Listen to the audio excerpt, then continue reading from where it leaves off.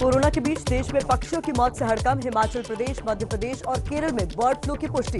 राजस्थान और गुजरात में अलर्ट। हिमाचल के धर्मशाला में पौंग डैम झील के आसपास 1700 प्रवासी पक्षियों की मौत। प्रारंभिक जांच में बर्ड फ्लू की पुष्टि हुई। प्रशासन 4 विधानसभा क्षेत्रों में मीट मछली सहित अंडों की सप्लाई पर बैन लगा चुका है। केरल के कोट्टायम में 1500 बतखों की मौत। संक्रमण को रोकने के लिए 40,000 बतखों को मारा जाएगा। राजस्थान के झालावाड़ में सैकड़ों कौवों की मौत से सहमे लोग। बालाजी मंदिर के 1 किलोमीटर के दायरे में धारा 144 लगाई गई। झालावाड़ में 60 मुर्गियों को भी अज्ञात कारणों से उनकी मौत हो गई है। एहतियातन प्रशासन ने पोल्ट्री फार्म और अंडों की खरीद बिक्री पर रोक लगाई। लोगों को मांसाहार का सेवन न करने की भी सलाह दी गई। मध्य प्रदेश के इंदौर में 4 दिन में 63 कौवों की मौत। बर्ड फ्लू की पुष्टि हुई। चिड़ियाघर प्रशासन ने जू में दवाइयों का छिड़काव किया। बर्ड फ्लू पर मध्य प्रदेश के गृह मंत्री नरोत्तम मिश्रा का बयान। कहा, हालात पर कड़ी नजर है, वायरस फैलने नहीं देंगे। एमपी के खंडवा में गोलमोल बाबा मंदिर परिसर के आसपास कौवों और बगुलों की मौत से सनसनी मची। प्रशासन ने लोगों से सतर्क रहने को कहा। मध्य प्रदेश के मंदसौर में एक हफ्ते में 200 से ज्यादा कौवों की मौत। नीमच और अगर मालवा में बड़ी तादाद में भी पक्षियों के मारे जाने की खबर। गुजरात के जूनागढ़ में बाटवा गांव में भी दर्जनों पक्षियों की मौत। राज्य में अलर्ट घोषित किया गया।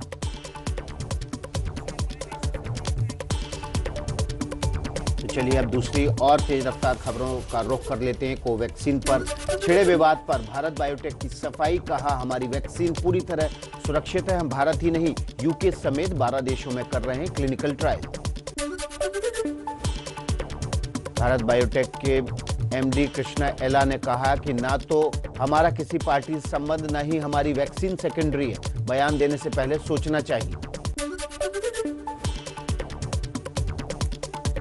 एम्स के डायरेक्टर डॉक्टर रणदीप गुलेरिया ने कहा था कि वो कोवैक्सीन का इस्तेमाल बैकअप के तौर पर किया जा सकता है। इसी पर भारत बायोटेक ने सफाई दी है। भारत की कोवैक्सीन में ब्राजील के निजी क्लिनिकों ने दिखाई दिलचस्पी। 50 लाख डोज की खरीद के लिए समझौता किया। वैक्सीन पर विवाद पर बीजेपी का पलटवार। संबित पात्रा बोले, कांग्रेस और एसपी वैक्सीन पर भ्रम फैला रहे हैं। वैक्सीन आने से विपक्ष परेशान है। तीसरे चरण की ट्रायल पूरा हुए बिना भारत बायोटेक की वैक्सीन को मंजूरी पर कांग्रेस ने उठाए सवाल। कहा, लोगों का भरोसा जीतने के लिए पीएम मोदी खुद वैक्सीन लगवाकर करें शुरुआत। देश में ब्रिटिश स्ट्रेन वाले नए कोरोना के मरीजों की संख्या 38 हुई। महाराष्ट्र में 8 और केरल में 6 नए मरीजों की पुष्टि। यूपी में आज कोरोना वैक्सीन का ड्राई रन। हर जिले में 6 वैक्सीन सेंटर बनाए गए हैं। ग्रामीण इलाकों में भी टीकाकरण का होगा अभ्यास। देश में बनी कोवैक्सीन पर बाबा रामदेव ने जताई खुशी। एबीपी न्यूज से बोले, वैक्सीन पर अफवाह फैलाने वाले धार्मिक आतंकवादी टीके से नपुंसकता नहीं आई। मुंबई में वैक्सीनेशन के लिए बीएमसी ने की बड़ी तैयारी। 75 स्टोर सेंटर तैयार। 90 लाख वैक्सीन रखने की होगी क्षमता। कुछ और खबरों का रुख कर लेते हैं फटाफट अंदाज में। बात एमपी की होगी। एमपी के सीएम शिवराज सिंह चौहान का ऐलान। बोले, अभी नहीं लगवाऊंगा कोरोना का टीका, पहले जरूरतमंदों को लगेगी वैक्सीन। शिवराज को हो चुका है कोरोना। 82 साल के ब्रायन बने ब्रिटेन में ऑक्सफोर्ड की वैक्सीन लगवाने वाले पहले इंसान। भारत में भी कोविशील्ड को मिल चुकी है मंजूरी। ब्रिटिश वैज्ञानिकों ने कोरोना वायरस के नए स्ट्रेन को लेकर चिंता जाहिर की। कहा, वैक्सीन के असरदार होने को लेकर शंका है। इजराइल में अब तक 13 लाख लोगों का कोरोना वैक्सीनेशन हो चुका है। हर रोज 5 से 7 लाख लोगों को टीका लगाया जा रहा है। कुल आबादी के 10वें हिस्से का टीकाकरण हो चुका है। न्यूयॉर्क की नर्स सैंड्रा लिंडसे को कोरोना वैक्सीन का दूसरा डोज दिया गया। सैंड्रा अमेरिका की पहली हेल्थ केयर वर्कर बनी जिन्हें वैक्सीन का पूरा डोज मिला है। सेंट्रल विस्टा प्रोजेक्ट पर सुप्रीम कोर्ट आज सुबह 10:30 बजे फैसला सुनाएगा। तय होगी नई संसद और दूसरी इमारतें बनेंगी या नहीं। 10 दिसंबर को प्रधानमंत्री ने नए संसद भवन का शिलान्यास किया था, लेकिन सुप्रीम कोर्ट में फैसला आने तक निर्माण रुक गया है। तोड़फोड़ या पेड़ गिराने पर रोक लगाई गई है। सेंट्रल विस्टा राजपथ के दोनों तरफ का इलाका है। यहां मौजूदा पार्लियामेंट के पास 64,500 वर्ग किलोमीटर इलाके में नया संसद भवन बनाने का प्रस्ताव है। इस पर करीब 1,000 करोड़ रुपए का खर्च आएगा। प्रधानमंत्री मोदी आज सुबह 11 बजे कोच्चि मंगलुरु गैस पाइपलाइन राष्ट्र को समर्पित करेंगे। 450 किलोमीटर लंबी पाइपलाइन का निर्माण गेल कंपनी ने किया है। सरकार और किसान संगठनों की 8वीं बैठक भी बेनतीजा रही। नए कृषि कानूनों को रद्द करने पर अब भी किसान अड़े हैं। 8 जनवरी को फिर बात होगी। कुछ और अहम खबरों का रुख कर लेते हैं फटाफट अंदाज में।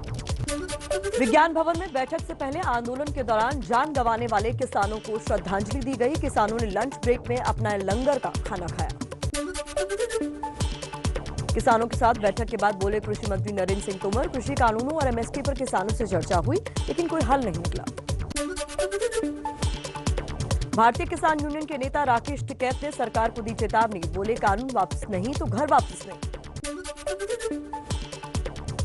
किसान आंदोलन को लेकर विपक्ष का सरकार पर हमला। ममता बोली नए कानून बनने से पहले बीजेपी वालों ने गोदाम तैयार की। अखिलेश ने कहा किसानों का भरोसा खो चुकी है ये सरकार।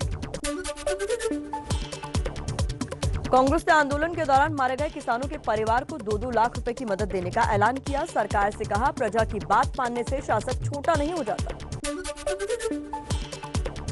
किसान आंदोलन का आज 41वां दिन। बारिश और कड़ाके की ठंड के बावजूद दिल्ली बॉर्डर पर डटे हैं किसान। हरियाणा के रोहतक से सैकड़ों महिलाएं ट्रैक्टर चलाकर दिल्ली के टिकरी बॉर्डर पहुंची। कहा समाधान निकालने सरकार, वरना 26 जनवरी को लाल किले तक जाएंगे। 26 जनवरी को दिल्ली के राजपथ पर ट्रैक्टर परेड करने के लिए किसानों की बड़ी तैयारी। हरियाणा की जींद में किसान महिलाओं ने ट्रैक्टर चलाने की ट्रेनिंग दी जा रही है। पंजाब हरियाणा में मोबाइल टावर तोड़े जाने पर रिलायंस जियो ने हाईकोर्ट का दरवाजा खटखटाया। कहा न कभी कॉन्ट्रैक्ट फार्मिंग की, न ही कभी जमीन खरीदी। किसान आंदोलन पर इसी हफ्ते सुप्रीम कोर्ट में सुनवाई संभव। सड़क से किसानों के हटाने से जुड़ी याचिकाओं पर विचार होगा। चलिए कुछ और खबरों का रुख कर लेते हैं तेज रफ्तार से। बेनामी संपत्ति मामले में रॉबर्ट वाड्रा से आयकर विभाग ने 9 घंटे तक पूछताछ की। रॉबर्ट वाड्रा बोले किसान आंदोलन से ध्यान हटाने की कोशिश। शिवसेना नेता संजय राउत की पत्नी वर्षा राउत से ईडी ने करीब 3.5 घंटे तक पूछताछ की। पीएमसी बैंक घोटाले के आरोपियों के करीबी से 55 लाख लोन लेने का है मामला। महाराष्ट्र के सीएम उद्धव ठाकरे ने कहा कि कुछ लोग पूरे देश का केंद्रीकरण करना चाहते हैं, अब हम महाराष्ट्र का केंद्रीकरण करेंगे। लव जिहाद कानून के समर्थन में 250 पूर्व अफसरों ने लिखी योगी सरकार को चिट्ठी। पहले 104 पूर्व आईएएस अधिकारियों ने किया था विरोध। 23 जनवरी को सुभाष चंद्र बोस की जयंती पर बंगाल में देश नायक दिवस मनाएगी ममता सरकार। राष्ट्रीय अवकाश घोषित करने के लिए केंद्र को लिखी चिट्ठी। बंगाल में अलग प्लानिंग कमीशन बनाएंगी ममता सरकार। केंद्रीय योजना आयोग को खत्म करने का जवाब। कोलकाता में बीजेपी के रोड शो के दौरान कैलाश विजयवर्गीय की गाड़ी की तरफ जूता फेंका गया। बीजेपी बोली हार के डर से बौखलाई टीएमसी। 1000 करोड़ के मवेशी घोटाले के खुलासे के बाद ममता सरकार पर गवर्नर धनखड़ का हमला। बोले अगर सरकार की मदद से अधिकारियों द्वारा भ्रष्टाचार को बढ़ावा दिया जाता है तो यह लोकतंत्र के ताबूत में आखिरी कील है। बंगाल के दमदम में दिलीप घोष की रैली के दौरान टीएमसी और बीजेपी कार्यकर्ताओं में भिड़ंत। दिलीप घोष को काले झंडे दिखाने पर हुआ बवाल। कांग्रेस ने लेफ्ट के साथ चुनावी गठजोड़ के लिए बनाई कमेटी। अधीर रंजन को दी कमान।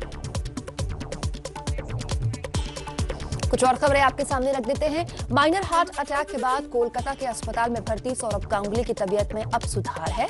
कल मिल सकती है हॉस्पिटल से छुट्टी। राजस्थान के नागौर में सुनील शर्मा नाम के युवक के घर पर गुंडों ने फायरिंग कर दी। सीसीटीवी कैमरे में कैद हुई तस्वीरें। लेडी डॉन अनुराधा ने की थी फिरौती की मांग। मुंबई के मलाड इलाके में इन्फिनिटी मॉल के पास फायरिंग। एक युवक ने प्रेमिका को गोली मारकर खुदकुशी कर ली। दोनों कांदीवली के रहने वाले हैं। दिल्ली के नेब सराय में 31 दिसंबर की रात घर में घुसकर शिक्षक की पिटाई का वीडियो सामने आया। आरोपियों की तलाश में जुटी पुलिस। दिल्ली पुलिस ने बिहार झारखंड के 11 जिलों से 35 मोबाइल जब्त किए हैं। दिल्ली में चुराकर गरीब मजदूरों को बेचा गया था। बिहार के कैमूर में मोबाइल दुकानदार का दिन दहाड़े मर्डर। बाइक सवार बदमाशों ने मारी गोली। मृतक का नाम नीतीश कुमार। यूपी के शामली में 181 किलो चरस के साथ तस्कर गिरफ्तार। बरामद ड्रग्स की कीमत 3 करोड़ रुपए। नेपाल से ट्रक में लाई गई थी खेत। रांची में युवक की सिरकटी लाश मिलने के बाद बीजेपी ने किया सीएम हेमंत सोरेन के काफिले को घेरा। सोरेन को बदलना पड़ा रास्ता। बिहार का most wanted criminal Aditya Tiwari Delhi में गिरफ्तार। सेमी ऑटोमेटिक पिस्टल और 5 कारतूस बरामद। आदित्य के खिलाफ 16 मुकदमे दर्ज हैं। कुछ और खबरों का रुख कर लेते हैं फटाफट अंदाज में। खबर मध्य प्रदेश से। मध्य प्रदेश के पन्ना में अवैध शराब के तस्करों को खुद पकड़ने में जुटे विधायक प्रहलाद लोधी कई शराब माफिया को भिजवा चुके हैं जेल।